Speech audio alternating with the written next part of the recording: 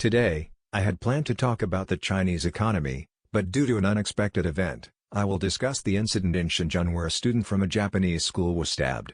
Many of you might already know, but on the morning of the 18th, a student from a Japanese school in Shenzhen was stabbed by an unknown assailant.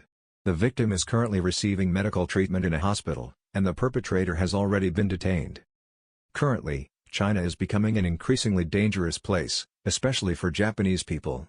The root cause of this lies in the anti-Japanese education promoted by the Chinese Communist Party, CCP, for many years. The CCP has artificially created large numbers of people who harbor negative feelings towards Japan and the Japanese. Growing up in China, it is almost inevitable to develop a sense of dislike toward Japan. The Chinese education system has long instilled the idea that Japan is a country that has committed many wrongdoings, forming the basis for such feelings. In addition, in recent years, criticizing Japan on Chinese social media has become a way to gain a lot of attention. As a result, it's not just CCP propaganda, but ordinary Chinese people are also jumping on the trend of criticizing Japan to attract attention. The Chinese Communist Party spreads a lot of false information and fake news about Japan. Online, a significant amount of false information is circulated for the purpose of criticizing Japan, and as a result, many people harbor hatred towards Japan based on this misinformation. Let me show you what kind of information they are consuming.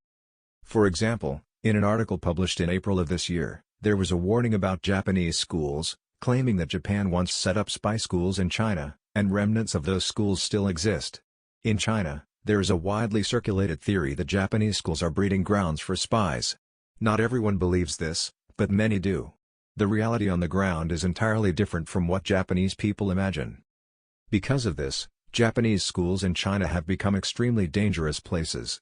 Many Chinese who believe this kind of misinformation are asking, why is Japan's intelligence agency operating openly in China? And are targeting Japanese schools? I have mentioned many times on this channel that China is currently a very dangerous place for Japanese people, and that if you are stationed in China, it is unthinkable to bring your family.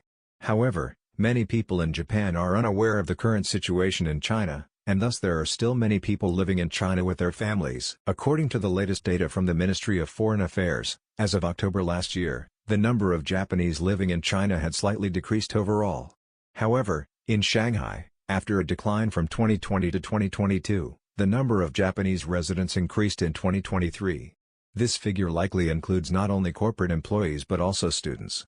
This suggests that many people are still not aware of the dangers in China. When the incident in June occurred, how did the English-speaking community react?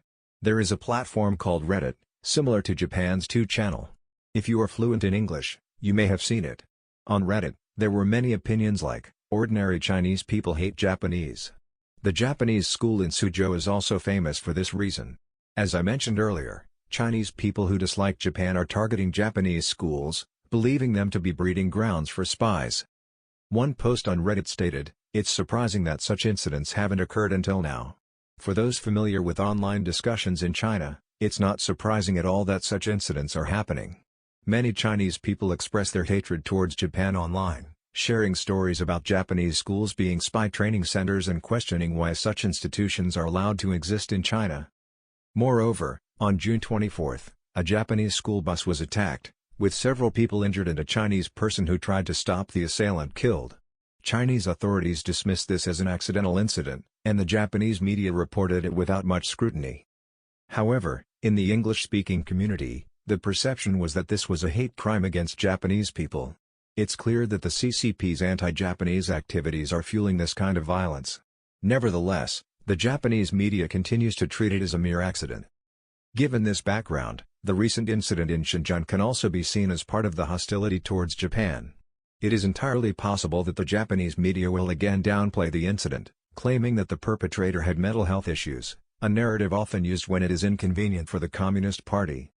This is clearly a hate crime, but the Japanese government, media, and companies are reluctant to face this reality, continuing to send employees and their families to China despite the increasing danger for Japanese people. That's all for today. See you in the next video.